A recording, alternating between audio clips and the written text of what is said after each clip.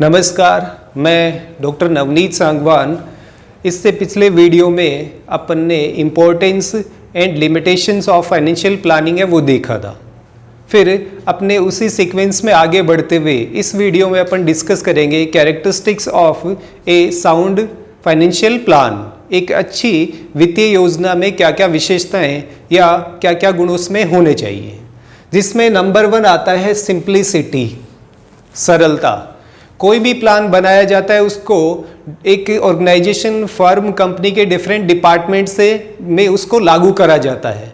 अब different departments में आपको लागू करना है तो प्लान आपका इतना इजी या इतना सिंपल होना चाहिए जो हर किसी को समझ में आ जाए। इसीलिए कहते हैं एक अच्छा फाइनेंशियल प्लान वो होता है जो सिंपल होता है या सरल होता है, जिसे हर कोई आसानी से समझ सके। सेकंड इसमें आता है फ्लेक्सिबिलिटी।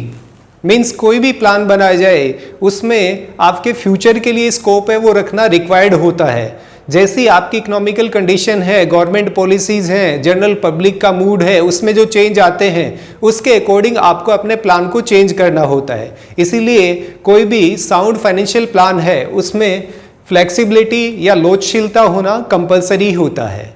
फिर थर्ड आता है फोरसाइटनेस या दूरदर्शिता। दूरदर्शी इसलिए माना जाता है, फ्यूचर में आपकी कई सारी चीज़ें हैं वो कंप्लीट अनसर्टेन होती हैं, उसमें अनिश्चितताएं होती हैं, और जहाँ पे अनसर्टेनिटी होती है डेफिनेटली वहाँ पे आपको प्री प्लान्ड रहना पड़ता है। यानी आपको थोड़ा बहुत आइडिया होना चाहिए कि कोई भी गवर्नमेंट है वो फ्यूचर में पॉलिसीज में क्या क्या चेंज कर सकती है, या वर्ल्ड इकोनॉमी है उसमें क्या क्या चेंजेस आने के चांसेस होते हैं। इसीलिए फोरसाइटनेस या दूरदर्शिता है वो एक अच्छे फाइनेंशियल प्लान की निशानी या क्वालिटी मानी जाती है। नेक्स्ट आता है लिक्विडिटी।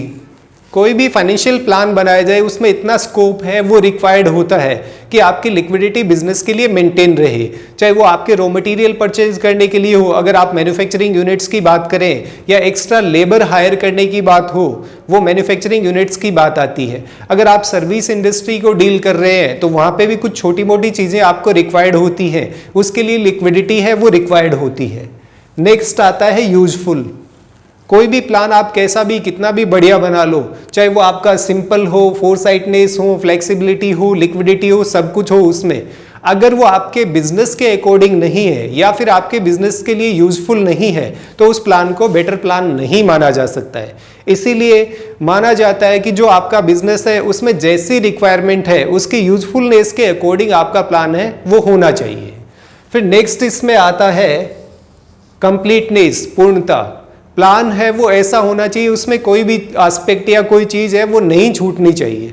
अगर आपने कोई भी एस्पेक्ट मिस कर दिया तो डेफिनेटली वहाँ पे आपके बिजनेस को लॉस होने के चांसेस होते हैं। तो प्लान है वो हर एक आपका वाइड एरिया को कवर करता हो। जितने भी जैसे आपके डिपार्टमेंट है, मान लीजिए रॉ मटेरियल परचेज करना है तो परचेज डिपार्टमेंट है, फाइनेंस डिपार्टमेंट है, फिर उसके बाद में मार्केटिंग डिपार्टमेंट है, HR डिपार्टमेंट है, रिसर्च एंड डेवलपमेंट डिपार्टमेंट है। सारे एस्पेक्ट्स को कवर करता हुआ जो प्लान होता है उसे कंप्लीट प्लान बोलते हैं। प्लान में आपके फ्यूचर में जो भी अनसर्टेनिटीज होती हैं वो भी कवर होनी चाहिए। तो एक अच्छे प्लान के लिए ये भी रिक्वायर्ड है कि वो कंप्लीट होना चाहिए। फिर उसके बाद में नेक्स्ट आता है आपका इकोनॉमिकल, मितव्ययी। कोई भी प्लान है वो बनाने में आपने इतने सारे खर्चे कर दिए तो आपका जो प्लानिंग करने का पर्पज है वही फेल हो जाता है। उसमें आपके मिनिमम एक्सपेंसेस हैं वो होना रिक्वायर्ड होता है। मीन्स आप अपने जो एक्चुअल में अवेलेबल रिसोर्सेज है उनका बेस्ट यूज़ करते हुए फाइनेंशियल प्लान बनाते हैं तो उसे इकोनॉमिकल प्लान माना जाता है। और एक अच्छे प्लान की ये निशानी होती है कि वो इकोनॉमिकल होना चाहिए। फिर नेक्स्ट आता है कम्युनिकेबल, संचार योग्य। डिफरेंट डिपार्टमेंट्स होते हैं, डिफरेंट डिपार्टमेंट्स, मान लीजिए मार्केटिंग का बंदा है उसको फाइनेंस का नॉलेज नहीं है, परचेज डिपार्टमेंट वाला है उसको फाइनेंस का नॉलेज नहीं है, मार्केटिंग वाले को या फिर सेल्स प्रमोशनल टीम है या सेल्स टीम है उनको आपका नॉलेज नहीं होता फाइनेंस का, रिसर्च एंड डेवलपमेंट डिपार्टमेंट है उसको फाइनेंस का नॉलेज नहीं होता है। तो आपका प्लान कुछ इस टाइप का हो जिसे आप इजीली कम्युनिकेट कर सकें, दूसरे लोगों में आसानी से उसका संचार है वो करा जा सके। फिर नेक्स्ट इसमें आता है इम्प्लीमेंटेबल, कार्यान्वयन योग्य।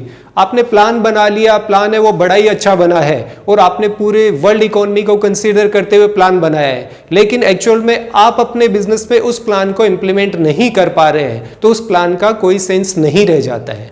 तो एक साउंड प्लान में ये भी रिक्वायर्ड होता है कि उसे आप आसानी से अपने डिफरेंट डिपार्टमेंट्स हैं उसमें इंप्लीमेंट कर पाए।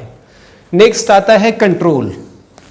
कंट्रोल इसलिए रिक्वायर्ड होता है साउंड प्लान में कि आपको मान लीजिए एक सर्टेन लेवल के बाद में आपके एक्सपेंडिचर्स हैं उनको कम करना है, या फिर अचानक आपकी कोई पॉलिसी है वो गवर्नमेंट पॉलिसी के अकॉर्डिंग चेंज करनी है, या एक्स्ट्रा फंड जनरेट करने हैं। तो जितने भी आपकी चीज़ें आपके प्लान से बाहर जा रही हैं उनको आप टाइमली कंट्रोल कर सकें, आपका प्लान ऐसा होना चाहिए।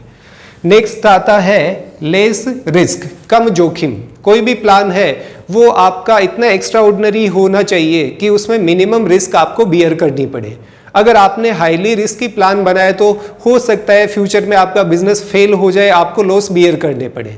तो जितना मिनिमाइज करा जा सकता है रिस्क को उतना मिनिमाइज करते हुए आपका प्लान है वो होना चाहिए। और लास्ट आता है प्रोविजन फॉर कंटिजेंसीज, आकस्मिकताओं के लिए प्रावधान।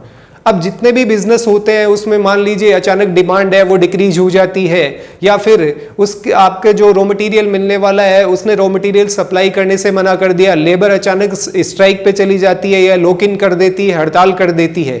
तो ये सारी आपके साथ में कंटिजेंसीज हैं वो बिजनेस में लगी रहती है। या फिर अचानक से आपकी गवर्नमेंट पॉलिसी है उसमें कोई ड्रास्टिक चेंजेज आ जाते हैं, उसमें मान लीजिए आपके बिजनेस के 50% पार्ट को बैन करने तक के ऑर्डर आ जाते हैं। तो इस टाइप की जो सिचुएशंस आती हैं उनको फेस करने के लिए आपके फाइनेंशियल प्लान में ऐसा प्रोविजन हो कि आप जितनी सारी कंटिजेंसीज हैं उनको भी इजीली कवर कर पाएं। तो इसमें ये 11-12 पॉइंट्स अपन ने देखे हैं एक साउंड फाइनेंशियल प्लान में क्या क्या कैरेक्टरिस्टिक्स होनी चाहिए। इस वीडियो के साथ में ये आपका चैप्टर है वो कंप्लीट होता है। नेक्स्ट चैप्टर अपन फाइनेंशियल मैनेजमेंट में कैपिटल बजटिंग का स्टार्ट करेंगे। तो आज के लिए इतना ही। Thank you. जय हिंद, जय भारत।